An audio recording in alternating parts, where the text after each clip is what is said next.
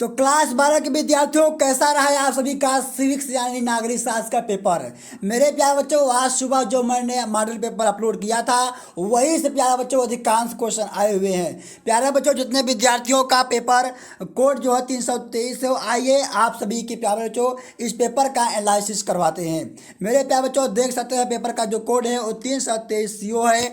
और प्यारे बच्चों यहाँ पर आते हैं हम सबसे पहले क्वेश्चन पर। ये आप देखिए क्या है, बहुविकल्पी प्रश्न है।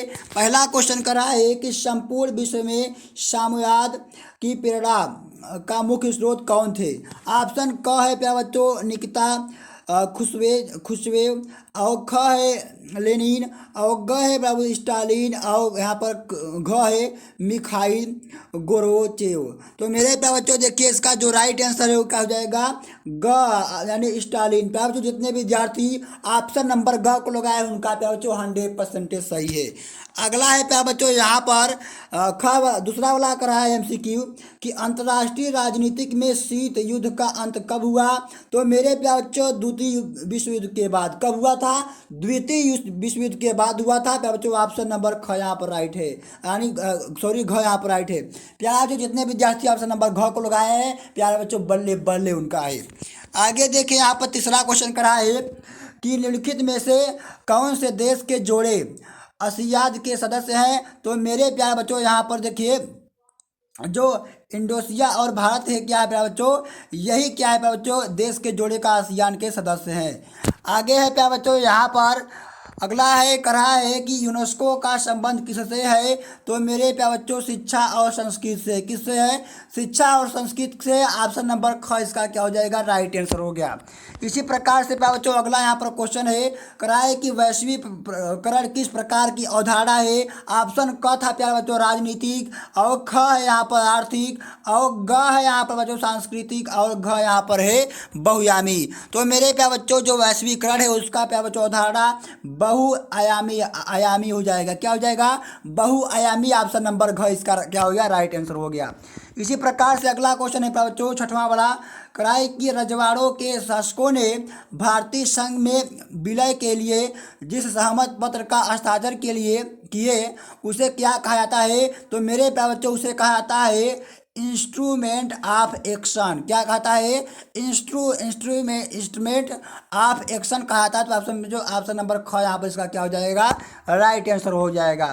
प्यारे बच्चों इसी तरीके से सातवां यहाँ पर MCQ है कि प्रथम पंचवर्षीय योजना में किस क्षेत्र का सर्वाधिक बल था। तो मेरे पास जो कृषि का था, किसका था? कृषि का था। ऑप्शन नंबर घ यहाँ पर क्या होगा, इसका राइट आंसर हो गया।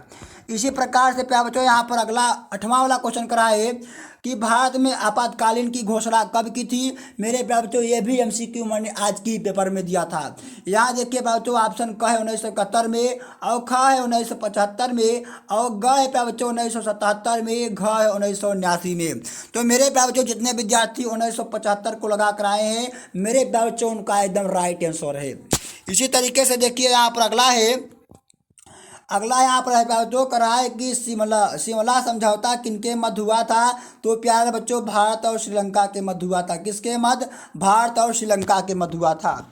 अगला प्यारे बच्चों यहाँ पर है कि जब मेंडल आयोग की रिपोर्ट लागू हुई थी तब उस समय प्रधानमंत्री कौन था। तो मेरे प्यारे बच्चों इंदिरा गांधी थी। कौन थी? इंदिरा गांधी थी प्यारे बच्चों। ये सारे क्वेश्चन मैंने याद कराया था प्यारे बच्चों। इसी प्रकार से देखिए अब यहाँ पर आप सभी के पास जो अति लघुत्तरीय प्रश्न है क्राय सोवियत संघ के विघटन का तत्कालीन कारण क्या था। ये सारे क्वेश्चन मैंने आज के पेपर में करवाया था प्यारे बच्चों। दक्षिणी अफ्रीका के किसी दो नाम लिखिए। भारत में वैश्वीकरण प्रक्रिया कब लॉन्च हुआ यानी प्रारंभ हुआ। यहाँ पर देखिए अगला है कि दक्षिण एशियाई मुख्य व्यापार समझौता क्या था, इसका स्पष्ट कीजिए। वर्ल्ड सोशल फोरम क्या है, स्पष्ट कीजिए। पंडित जवाहरलाल नेहरू विदेशी को दो उद्देश्य लिखिए। आगे देखिए यहाँ पर कि उन दो संघीय नाम के लिखिए, संघीय राज्यों के नाम लिखिए 20,000 ईसा पूर्व बनाए गए थे। आगे है कि किस राज्य में 7 राज्यों का भाई कहा जाता है।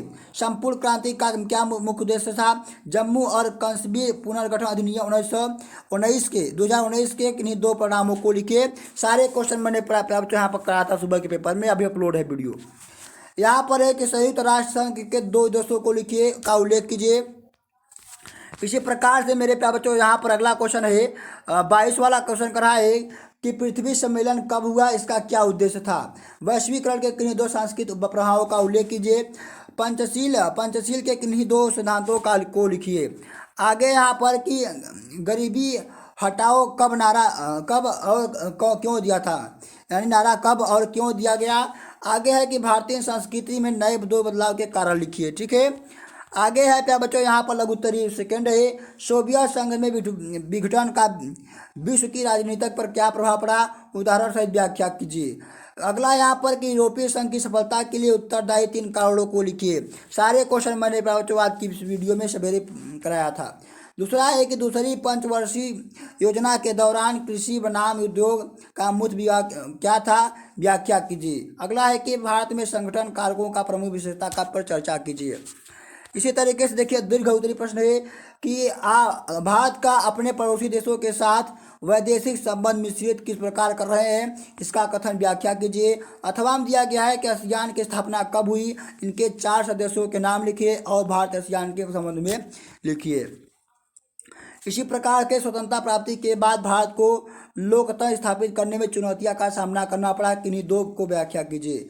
अगला है कि पंचवर्षीय योजना कब प्रारंभ हुई, तो 1975 ईस्वी में हुआ था और देश के विकास पर इसका क्या प्रभाव पड़ा, स्पष्ट कीजिए। इस तरीके से प्यारे बच्चों पूरा पेपर मैंने हल कराया था।